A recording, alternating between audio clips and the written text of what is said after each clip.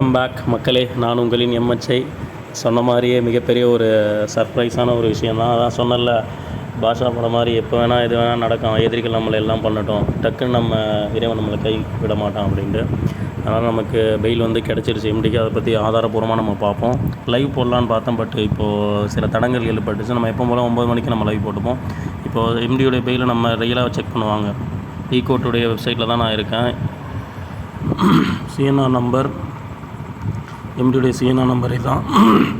எதுவுமே வந்து லீக் ஆகலை. பிளான் பண்ணபடி சைலண்ட்டாக முடிச்சிட்டோம். ஏன்னா நம்ம எவ்வளோ எதிர்பார்த்து லைவ் போடுறது முக்கியம் இல்லை, லைவுடைய அப்டேட் பண்ணுறது முக்கியம் இல்லை. ஒரு விஷயம் கூட கசியாமல், அதாவது நம்ம சொன்னதும் கரெக்டு தான். 60 நாள் முடிச்சதுக்கப்புறமே இந்த பெயில் நம்ம வாங்கியிருக்கலாம் நம்ம நினச்சிருந்தோம். ஆனால் நம்ம வந்து என்ன பண்ணியிருக்கோம், நம்ம 80% கேஸ் ஜெயித்த மாதிரி வரணும். ஏன்னா இதில் நிறைய நிபந்தனைகள் இருக்குது. அதை பற்றி நான் அப்புறம் சொல்கிறேன் உங்களுக்கு தெளிவாக. இது வந்து இப்போ ஸ்டாட்யூட்டரி பெயில் தான் வாங்கியிருக்கோம். கண்டெஸ்ட் அலவுடுன்னு போட்டிருக்கான் பாருங்கள். கேஸ் டேட்டர்ஸ் எல்லாம் கண்டுபிடிச்சி கேஸை வந்து டிஸ்போஸ் பண்ணிட்டாங்க. ஸோ இதுதான் வந்து இன்றைக்கான பெட்டிஷன் போடப்பட்டிருக்கு. அக்டோபர் 3 சரிங்களா. காலையிலே வந்து பெயில் அப்ளை பண்ணியிருக்காங்க. Filling date 3, registration 3, first hearing 3, decision date 3, எல்லாமே 3 இருக்கா.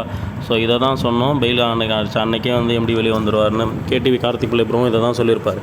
இதை வந்து உடனே வந்து எல்லாம் நிறைய பேர் ஏளனமாக பேசியிருப்பாங்க. ஸோ இந்த பெயில் இல்லாததுனா ஹைகோர்ட்டில் போனதுனால தான் டிலே ஆகிடுச்சு பாருங்கள். சக்தி ஆனந்தன் பேர் போட்டிருக்கா.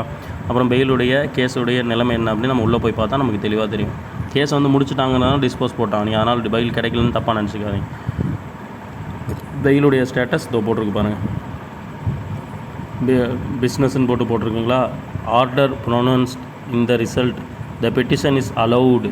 பெட்டிஷன் இஸ் அலவுடுனா பெயில் கிடச்சிருச்சு. அண்ட் பெயில் இஸ் கிராண்டட்னாலே கிடச்சிருச்சுன்னு அர்த்தம். பெயில் டிஸ்மிஸ்னால் தான் கிடைக்கல.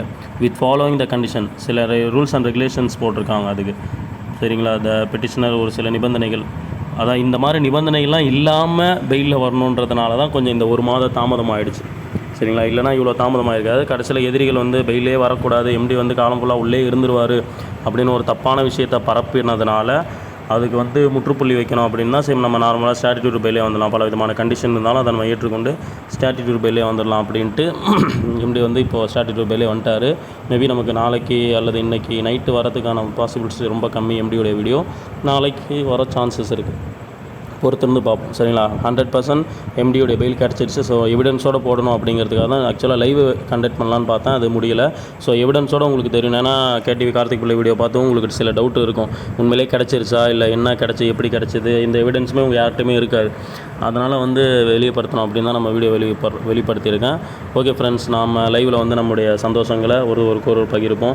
எப்பவும் போல் நம்முடைய லைவ் நான் தான் சொன்னல, எவ்வளோ வீழ்ச்சி அடைந்தாலும் ஒரு கட்டத்தில் நம்ம உண்மையாக இருக்க நம்முடைய நிறுவனம் ஜெயிக்க தான் போகுது. அந்த ஜெயிச்ச அந்த விஷயத்தை நம்ம எல்லாம் கொண்டாட தான் போகிறோம். அதில் எந்த மாற்றமும் இல்லை. இப்போ இந்த இங்கிலீஷ்க்கான தமிழையும் நம்ம பார்த்துருவாங்க சரிங்களா. பிஸ்னஸ்ன்னு ஆரம்பிச்சிச்சுல தெரியுதுங்களா. உத்தரவு உச்சரிக்கப்பட்டது. இதன் விளைவாக மனு ஏற்றுக்கொள்ளப்பட்டது. பின்வரும் நிபந்தனைகளுடன் ஜாமீன் வழங்கப்படுகிறது.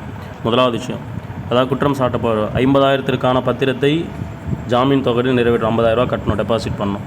அப்புறம் ஜாமீன்தாரர்கள் குறைந்தபட்சம் ஒருவராவது மனுதாருடைய இரத்த சொந்தமாக இருக்கணும் சரிங்களா. ஜாமீன் வந்து இது பண்ணுறவர், ஷூரிட்டி கொடுக்குறது.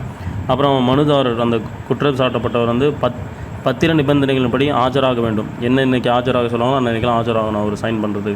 அப்புறம் மனுதாரர் வந்து வழக்கில் கூறப்படும் குற்றங்களை போன்ற குற்றங்களை செய்யக்கூடாது சரிங்களா. அந்த வழக்கில் என்னென்ன குற்றம் சொல்லியிருக்காங்களோ அந்த குற்றம் செய்யக்கூடாது. அது என்ன குற்றம் சொன்னாங்க, அந்த chit fund money circulation banning act 1978, அப்புறம் பட்ஸ் ஆக்ட், இது ரெண்டுமே நம்ம கம்பெனி இல்லை. ஸோ அதனால் பிரச்சனை இல்லை சரிங்களா. விசாரணை அல்லது விசாரணையின் போது மனுதாரர் தலைமறைவாக இருக்கக்கூடாது. அது எம்டி எப்போவுமே வெளியே தான் இருப்பார், உங்களுக்கு தெரியும். அப்புறம் மனுதாரர் ஆதாரங்களை சிதைக்கக்கூடாது மற்றும் எந்த ஒரு நபருக்கும் எந்த தூண்டுதல், அச்சுறுத்தல் அல்லது வாக்குறுதி அளிக்கக்கூடாது. எந்த விஷயத்திலையும் நம்ம எப்படி ஈடுபடாமல் ஸ்மூத்தாக நிறுவனத்தை கொண்டு போகிறோங்கிறது எந்த மாற்றமும் இல்லை. அப்புறம் 6வது, மறு உத்தரவு வரும் வரை மனுதாரர் ஒவ்வொரு நாளும் காலை 10:30 மணிக்கு பிரதிவாதி போலீஸ் முன் ஆஜராக வேண்டும். ஏதோ ஒரு டெய்லி 10 மணிக்கு எங்கேயோ போலீஸ் முன்னாடி போய் ஆஜராகணும் போல். 7வது வந்து மனுதாரர் காவல்துறையின் தேவைக்கு ஏற்ப விசாரணையின் போது ஒத்துழைக்குமாறு அறிவுறுத்தப்படுகிறார். ஸோ இந்த மாதிரி நிபந்தனைகள்லாம் இல்லாமல் மெரிட்டில் வந்து ஃப்ரீயாக இருக்கணும் அப்படின்ட்டு எப்படி நினச்சாரு. பட் எதிரிகளுடைய சூழ்ச்சியால் அது முடியாமல் போயிடுச்சு. இருந்தாலும் பரவாயில்ல, இதுக்கப்புறம் அடுத்தடுத்த நடவடிக்கைகளை வச்சு இந்த கேஸ்லேருந்து ஈஸியாகவே வந்து வெளியே வந்து நம்ம நிறுவனத்தை சிறப்பாக நடத்துவாருங்கிற எந்த மாற்றமும் இல்லை. இதை பற்றி நம்ம நம்முடைய கேள்வி பதில் செக்ஷன் டெய்லி 9 மணிக்கு லைவ் இருக்குது. அதில் வந்தீங்க அப்படின்னா நம்ம இன்னும் உங்களுடைய சந்தேகங்களை முழுமையாக தீர்த்துக்கலாம். அடுத்த கட்ட நடவடிக்கை எப்படி இருக்கும் நிறுவனத்தை பற்றி அப்படிங்கிறது. ஸோ இந்த விதத்துலேயும் மனம் தள்ளாதீங்கன்னு நான் சொன்னேன். திடீர்னு வந்து இருக்கும் அப்படின்னு நான் நேற்றே உங்களுக்கு இன்டிமேட் கொடுத்தேன். சடனாக கூட நம்ம டக்குன்னு எம்டி வந்து வெளியிட்டு வந்துட்டார், நான் லைவ் போடுவோம் அப்படின்ட்டேன். ஆனால் லைவ் போட முடியாத ஒரு நிபந்தனை. ஏன்னா இது ரொம்ப ஷார்ட்டாகவே நடக்கும். அது ஆக்சுவலாக லைவ் போட்டு இது பண்ண முடியாது. ஹைகோர்ட் மாதிரி கிடையாது இது. அதனால தான் இது ரொம்ப சீக்கிரமாக கிடச்சிருச்சு. ஸோ நல்ல விஷயம். கிடைக்கிறது தான் நமக்கு முக்கியம். அது லைவ் போகிறது அப்படிங்கிறது முக்கியம் இல்லை. நமக்கு எம்டி வெளியே வந்துட்டார். நம்ம கடந்த இது ரொம்ப ஹாப்பியாக இருந்தோம். பட் இதை நம்ம சந்தோஷத்தை வெளிப்படுத்துறதுக்கும் நம்மளோட ஒரு இன்ப அதிர்ச்சியாக இருக்குது. ஷாக்கிங் நியூஸாக இருக்குது நமக்கு. உண்மையிலேயே இறைவனுக்கே எல்லா புகழும். நிச்சயமாக நம்ம இது போன்ற சிக்கலிலிருந்து மீண்டு வந்துடுவோங்கிறது எந்த மாற்றமும் இல்லை. மேலும் நம்ம உங்களிலிருந்து இது போன்ற உண்மையான தகவலுடன் உங்களிலிருந்து விடைபெறுவது உங்களின் நான் MHI. நன்றிகள்.